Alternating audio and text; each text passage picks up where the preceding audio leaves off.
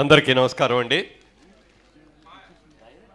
చాలా వేదికల మీద చాలాసార్లు మాట్లాడినా ఇవాళ ఈ వేదిక మీద మాట్లాడాలంటే నిజంగా భయంగా కూడా ఉంది. ఎందుకంటే వచ్చిన అందరూ కూడా మనస్సు విప్పి ఎంత ఆత్మీయంగా మాట్లాడారు, ఎంత అనుబంధంతో ఎంత ప్రేమతో మాట్లాడారు అని చూస్తే ఒకళ్ళ నుంచి ఒకళ్ళు మాట్లాడేశారు.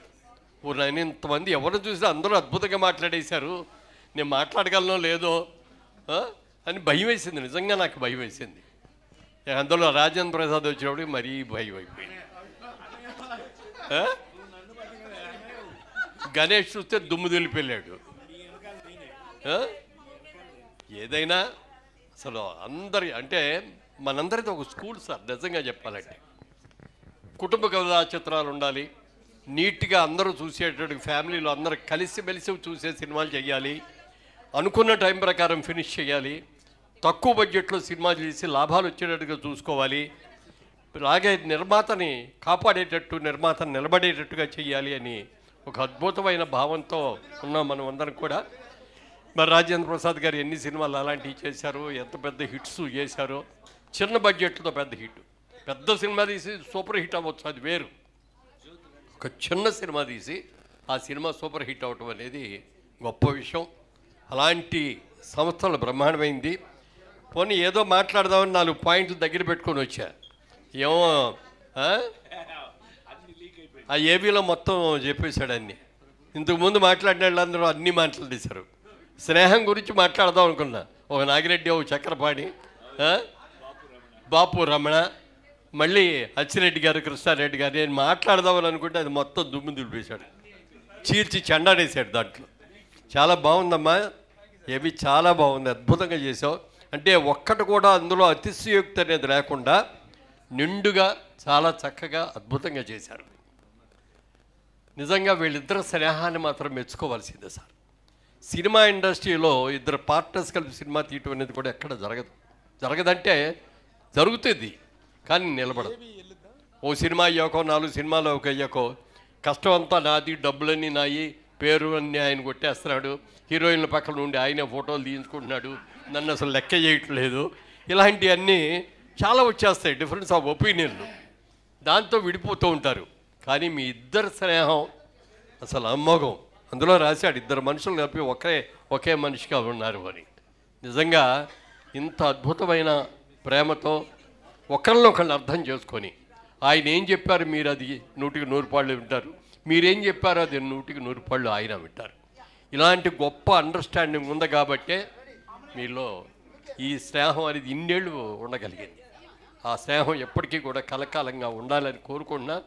తర్వాత కృష్ణారెడ్డి గారిని చూస్తే నాకు చాలా ఈర్ష్యగా ఉంటుందండి. ఎందుకంటే చెప్పాల్సిందే, ఎప్పుడు చూసినా ట్రిమ్ముగా ఉంటాడు ఆయన. మంచి అదే అక్కడికే వస్తున్నా. అందరూ నన్ను ఏమో ట్రిమ్గా ఉన్నావు, బాగున్నావు అయ్యా అంటారు. కానీ ఆయన చూస్తే నాకు ఈయనలాగా నేను ఫిట్గా, అంటే కండలు తిరిగి ఉంటాయి అట్లా చూస్తాడు. కానీ అయినా ఆ చట్టు చూడండి, చేతులు మడత పెట్టిన తర్వాత భుజాలు చూడండి, అది చూడండి. అప్పుడో ఇప్పుడు కాస్త ఎక్కువ తింటే పొట్ట కనపడుతుంది నాకు. ఎప్పుడు ఆయనలో పొట్ట పెరిగినట్టు చూడలే ఆయన వరకు. ఇవాళ ఈ ఫంక్షన్కి వస్తున్నానంటే కృష్ణారెడ్డి గారి ఫంక్షన్లో ఉన్నాం మనం అంటే ఎలా డ్రెస్ వేసుకోవాలి, ఏ షర్ట్ వేసుకోవాలి, ఏ ప్యాంట్ వేసుకోవాలి, ఆయన్ని మించి ఉండలేను. కానీ ఆయనకి సమవిజ్జీగా ఉండాలి కదా. మేమిద్దరం అపూర్వ సహోదరులు అనుకుంటాం మేము చాలాసార్లు. ఫంక్షన్కి వెళ్ళగానే ఆయన ఏం చొక్కా వేసుకున్నాడు, ఏం గెటప్లో ఉన్నాడు, ఏం షూ వేసాడు, మనం ఏం వేసుకోవాలి, ఇక్కడ దెబ్బతిన్నామా అని అనుకుంటూ ఉంటాం. చాలా సంతోషం అండి. వాళ్ళ నిజంగా మీకు ఎంతమంది ఆత్మీయులు ఉండటం చాలా గొప్ప విషయం. మీరు ఎన్ని కోట్లు సంపాదించారు అన్నది ముఖ్యం కాదండి, ఎంతమందికి లైఫ్ ఇచ్చారు, ఎన్ని అద్భుతమైన చిత్రాలని నిర్మించారు, మీరు దర్శకత్వం వహించారు. ఆయన రాగానే ఆ పగడాల పడవ గుర్తుకొచ్చింది నాకు. మంచి పాటలు ఉన్నాయి. ఆ రోజున మాట్లాడిన దాంట్లో బిఎస్ రావు గారు మా ఫ్రెండ్ కూడా వచ్చి ఆయన కాళ్ళ దగ్గర నుంచి నాకు ఆ గ్రామ్ఫోన్ రికార్డు ఫోటో కూడా పంపించారు. అది మీకు కూడా పంపించాను. అద్భుతమైన పాటలు అన్నమాట. ఆ సినిమా రిలీజ్ కాకపోవటం వాళ్ళ దురదృష్టం, మన దురదృష్టం, మీ దురదృష్టం తెలియదు, కానీ ఒక మంచి సినిమాగా ఉండేది. ఏదైనా మళ్ళీ మా రాజేంద్ర ప్రసాద్ చెప్పేసి మీరు డైరెక్టర్గా అద్భుతంగా ఉంటారు, మీరు రండి. ఎందుకంటే దాసరి నారాయణరావు గారి తర్వాత మళ్ళీ అన్ని రంగాల్లోనూ ఇన్ని డిపార్ట్మెంట్స్లో యాక్ట్ చేయగలిగిన వ్యక్తి ఎవరు ఉండరు. అందాక దాసరి గారు ఆ మాట అన్నప్పుడు నేను కూడా ఉన్నాను. నాకంటే నువ్వు ఒకటి ఎక్కువ అయ్యా, నేను అన్నీ చేశాను కానీ మ్యూజిక్ డైరెక్టర్ చేయలేదు, అది నువ్వు కూడా చేసావని. మీకు మ్యూజిక్ నాలెడ్జ్ చాలా ఎక్కువ. మీ సినిమాలన్నీ చూస్తూ ఉంటే, మీ సినిమాల పాటలన్నీ కూడా వింటూ ఉంటే ఎంత అవగాహన అండి. దర్శకుడికి ముఖ్యంగా కావాల్సింది screenplay, writing capacity, music, editing, ఇట్లన్నింటిలో కూడా మీరు సిద్ధహస్తులు మీరు. కాబట్టి ఇన్ని హిట్ సినిమాలు తీయగలిగారు, ఇంతమంది ఆత్మీయుల్ని మీరు పెంచుకున్నారు. ఏ సినిమాకి వెళ్ళినా ఈ మధ్యన ఫంక్షన్లో వెళ్తే బొకే ఇచ్చేసి కొంచెం అర్జెంట్ పని మీద ఉన్నాను వస్తానండి అని చెప్పేసి వెళ్ళిపోయేవాడే.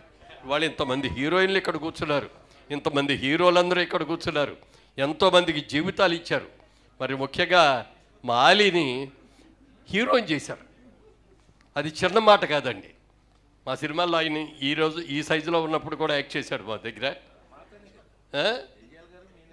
అదే ఆయన్ని అంత మంచి హీరో. ఎన్ని సినిమాలు చేశావు నాయన హీరోలుగా? 55 సినిమాలు హీరోయిన్ చేశారంటే దానికి మీరే కారణం. ఎందుకంటే ఉన్నది నిజం చెప్పాలి, పొగట్టానికి కాదు నేను వచ్చింది. మీరు నాకు ఎలాగో వేషాలు ఇవ్వరు. కృష్ణారెడ్డి గారు చేసే నెక్స్ట్ సినిమాలో మురళీమోహన్ గారు డెఫినెట్గా నటిస్తారు. అబ్బో, థ్యాంక్ యూ అండి. ఆయన ఎలాగ ఇవ్వడు, మీరన్నా ఇవ్వండి సార్.